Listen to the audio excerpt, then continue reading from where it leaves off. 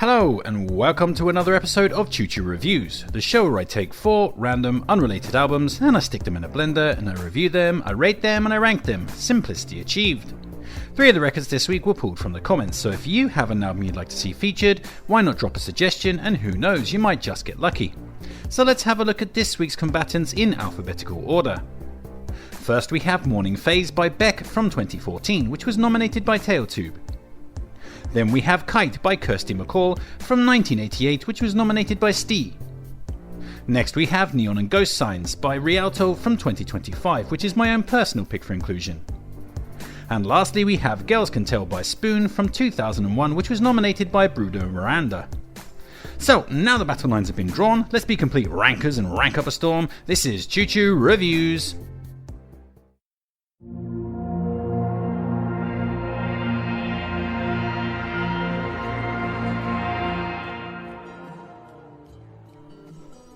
Coming in last place this week we have Morning Phase by Beck, which was the chameleonic American artist's 12th LP.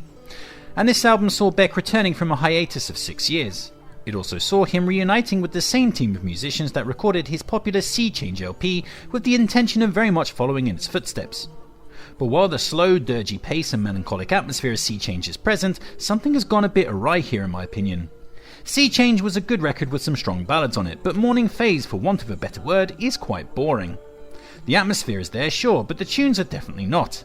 There's nothing that reaches out from the languid haziness of this LP to grab me or hook me in. Beck seems to be half asleep during the majority of the record, mumbling through his lyrics with scant hint of a proper melody. And this is compounded by the sameness of the songs. The entire album feels like one homogenized piece, but not in a good way, more in a I can't remember which song is which kind of way. To be honest, there are very few moments where this record manages to engage me, but things do pick up slightly with the likes of Blue Moon and Unforgiven, which see Beck actually striving to properly sing. Blackbird Chain has a nice kind of folkiness to it. Country Down spares a modicum of energy to strut down its country rock furrow, while Semi-Opener Morning seems like a mildly impressive melancholy start until you realise that every other track on the album is going to sound exactly the same as it. But yeah, everything else on this is a bit of a snooze fest. It's not awful, in fact it's very relaxing. I could easily swap out my whale song tapes for this LP when I next take an hour to relax in the bath and probably not even notice the difference. But otherwise this is a pretty dollar fare from Beck. And to that end I will say that I do enjoy Beck as an artist. I enjoyed albums like Sea Change and Mutations a good bit, and I absolutely love Odelay, that record is a masterpiece. But this one, it makes me think that Beck should emigrate to Ireland and change the B of his name to an F. Yep, my work here is done, 2.5 stars.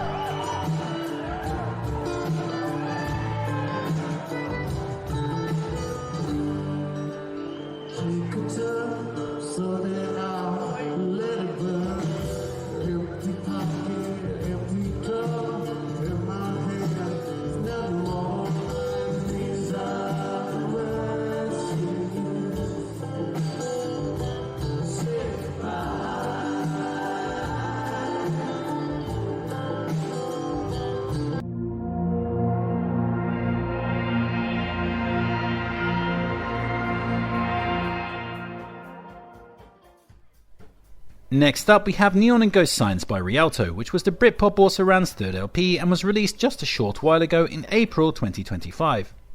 And yeah, we're back on the Britpop revival train, which shows no sign of slowing down anytime soon. Hell, we've got Suede and the Divine Comedy coming up soon with new records. But still, at least this stuff is better than most modern crap. Rialto then, led by ex-Kinky Machine frontman Louis Elliott, Rialto blasted out of the blocks back in 1998 with an absolutely killer self-titled debut LP before immediately drowning on board the Britpop ship during its Titanic days with a mildly lamentable sophomore effort in 2001. Now, 24 years later, the band are back with a pared-down lineup and a belated 3rd album. But have the group come back swinging knockout punches and surprising everyone with a comeback for the ages? Well, no. In fact, they've come limping back in with a rather poor effort that makes you wonder why they bothered to reconvene in the first place. On their 2nd LP, Night on Earth, Rialto were already in the process of turning in a questionable synth direction. Here on Neon and Ghost Signs, they doubled down on it, but in the cheesiest, pappy 1970s disco kind of way. On one hand, you could say that the band are well aware of their own cheesiness and are leaning into it here with a wink and a nudge, but that doesn't really make it any less crap. Purposeful or not, this album has more stinky cheese than my dick after an all-night session with your mum. Still though, it's not completely bankrupt. Unlike your mum. Opening single cut, No One Leaves This Discotheque Alive, does the kitsch wink nudge thing quite well, balancing its parmesan leanings with a good sprig of fun. Car That Never Comes has a sprightly bounce that makes it a decent throwaway nugget of pop, while Sandpaper Kisses is a pseudo 1950s slice of balladeering that vaguely reminds you of what Rialto were capable of at their peak. Throw in the mildly diverting slow jam of the title track Neon and Ghost Signs and the blossoming chorus of Put You On Hold, and there are some breadstick buoys to cling onto out on the fondue ocean. Still though, the Roxy Music B-side knockoff I Want You is pretty crap.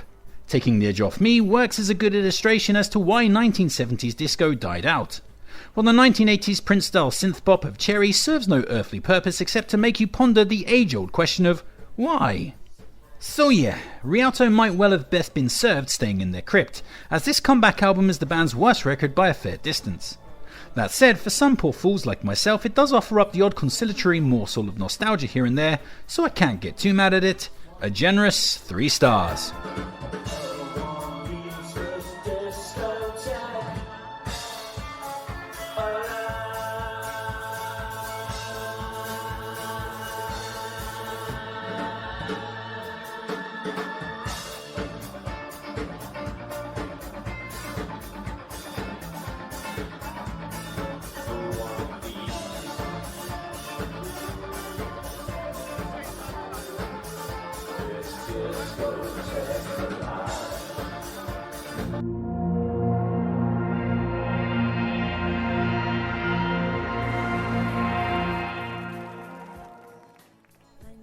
Next up we have Kite by Kirsty MacColl from 1989, and I apologise, I think I said 1988 in the intro, but I can't be bothered to go back and edit it, so I apologise for that. 1989, which was the British pop star's second LP. And what's that I sense? Could it be? Yes, it's unmistakably the ghost of the Smiths lingering around this record's foils. During this period, Kirsty was quite popular with both Morrissey and Marr, turning up as a backing singer on various Morrissey solo tracks circa 89 to 91, and recruiting Johnny Marr to co-write and play guitar on several cuts from this album, Kite. But it goes deeper than that, because a fair few of these tunes see Kirsty heading into deep emulation mode and blatantly copying Morrissey's distinctive vocal style. I mean, Kirsty's Morrissey aping on the protest song Free World would make even Martin Rossiter balk and run for cover.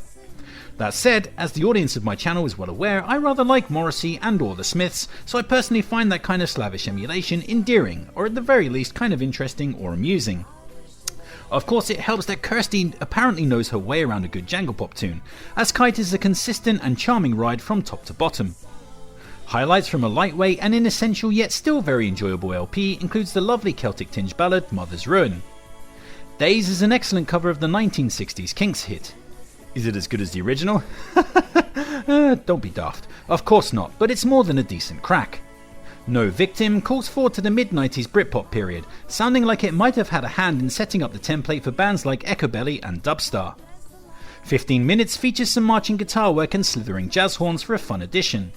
What Do Pretty Girls Do forks over an instantly catchy chorus, while Dancing in Limbo has a hazy kind of folk lilt to it that really reminds me of 1970s RCA era Kinks, which automatically means it's rad.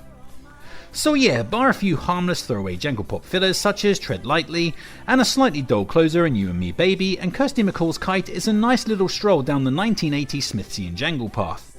It's not quite in the same league as the records by the band it's trying to emulate, but it's still very nice and works as a fun curio for admirers of Morrissey and Marr. Sadly, Kirsty would die tragically and heroically, pushing her son out of the path of an errant speedboat while swimming in the sea. All death is tragic, but if you gotta go, you may as well go out like a fucking badass. Here's to you, Kirsty. 4 stars.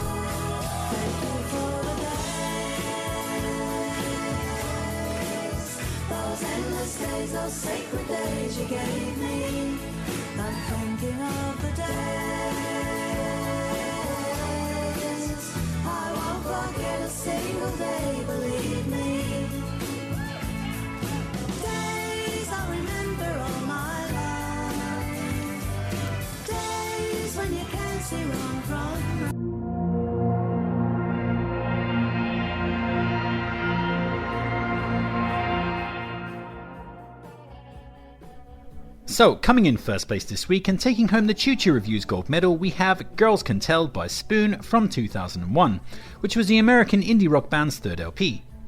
And aside from being used as a utensil for eating viscous substances, cooking up heroin, and, if you're a complete twat, bending them at parties to impress people, I know absolutely dick about Spoon.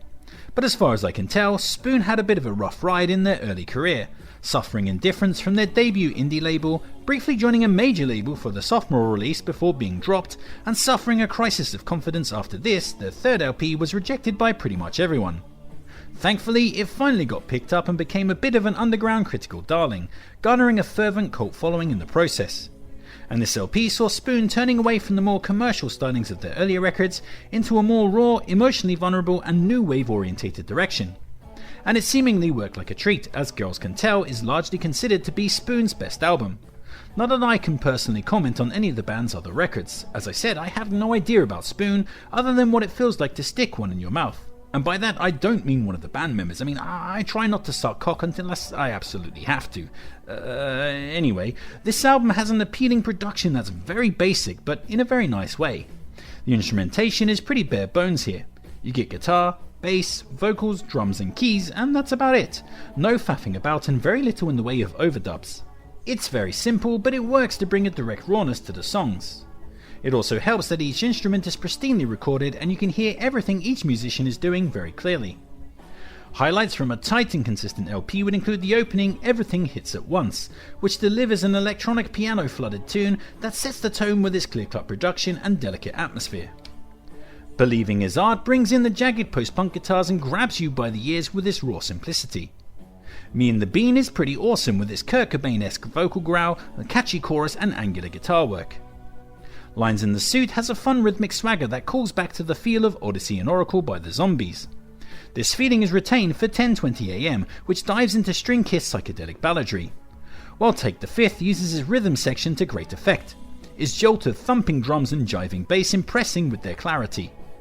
So yeah, and into that the rough and tumble energy of Take a Walk, the stuttering guitars of The Fitted Shirt, and the welcome instrumental This Book is a Movie, and you have a rock solid angular Indian post-punk record that is markedly consistent and gets a little bit better every single time I listen to it. 4 stars! And that's another episode of Chuchu Reviews in the bag. Of course I know you'd rank these records differently, so why not sound off in the comments and tell me which record would have won for you, and maybe drop a nomination while you're there. Don't forget to like, share, subscribe and all that other kind of YouTube jazz. Make sure to take care of yourself, but most importantly, just keep on ranking.